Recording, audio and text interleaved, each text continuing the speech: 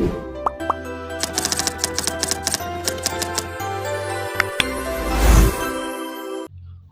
semuanya, saya Sandi Heriana. Di sini saya akan berbincang dengan saudara Nabil tentang proyek sistem maintenance POIP. Oke, langsung saja ya Bil ya. Untuk pertanyaan apa saja sih jenis-jenis perawatan komunikasi POIP itu? Ya begitulah, perawatan sistem komunikasi POIP melibatkan beberapa aspek yang memastikan kinerja yang optimal. Sepertinya satu, pemeliharaan perangkat keras, hardware maintenance.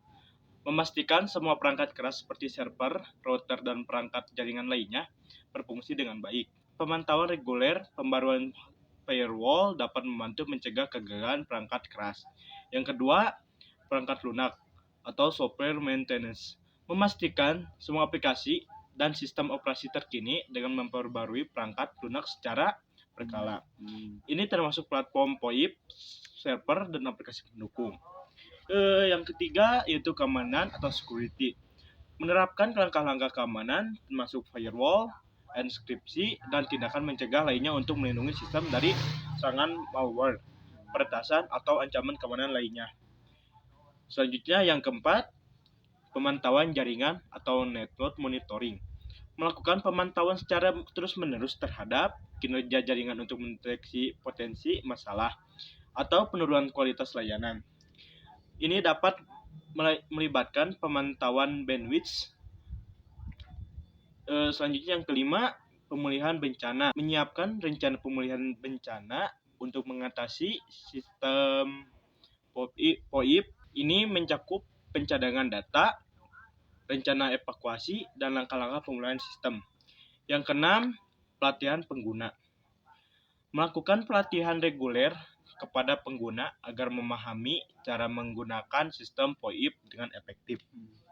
Hal ini dapat membantu mencegah masalah yang disebabkan oleh pengguna yang tidak tepat. Yang terakhir yaitu optimalisasi kualitas layanan.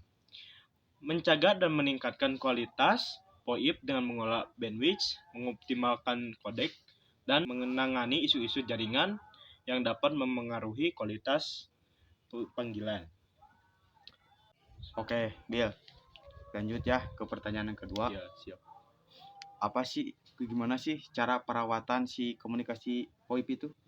Untuk perawatannya itu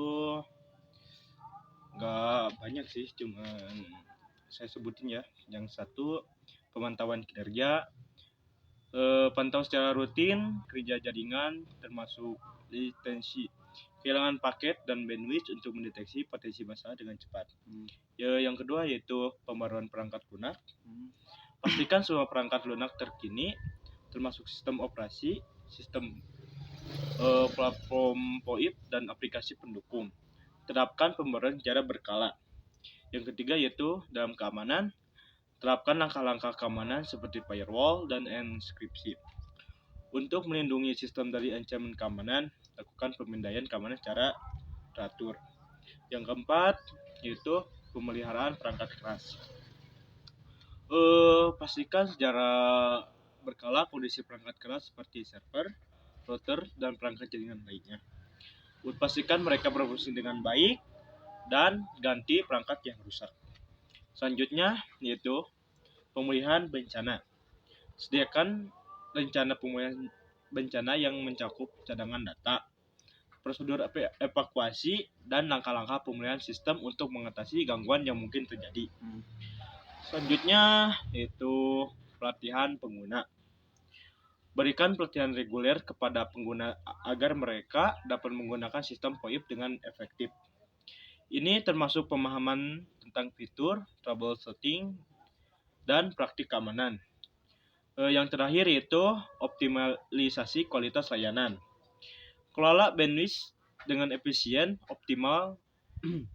optimalkan peraturan kodek, dan tangani isu-isu jaringan untuk mencegah dan meningkatkan kualitas layanan POIP. Tambahan dari saya yaitu pemeliharaan jaringan. Periksa perangkat jaringan seperti switch dan router, pastikan konfigurasi jaringan sesuai, dan atasi masalah jaringan secepat mungkin. Itu saja.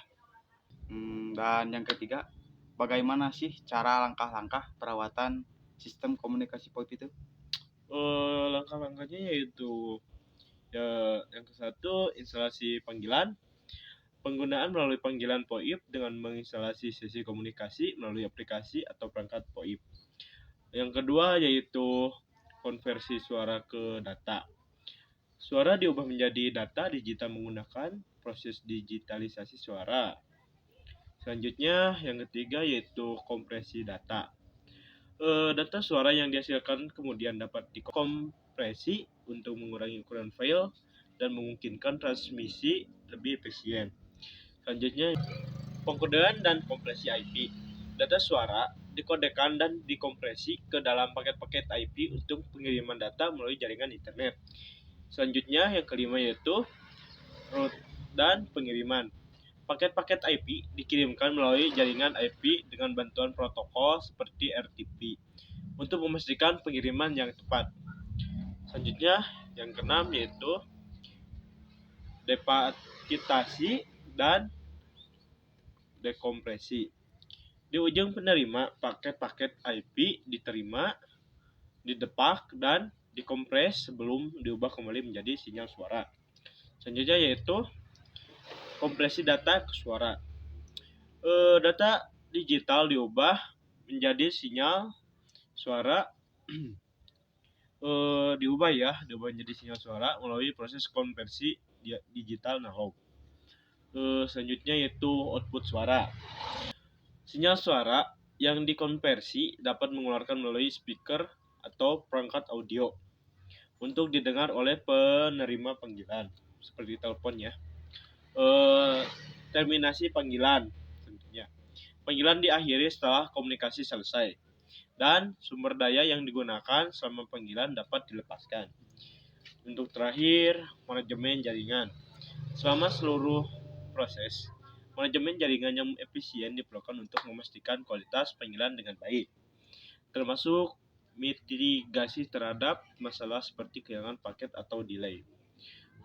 Langkah-langkah ini mencerminkan alur umum dari inisiasi hingga terminasi panggilan dalam sistem komunikasi VoIP. Terima kasih Nabil sudah memberikan sedikit penjelasan tentang sistem maintenance VoIP ini. Baiklah. Sampai jumpa di video selanjutnya.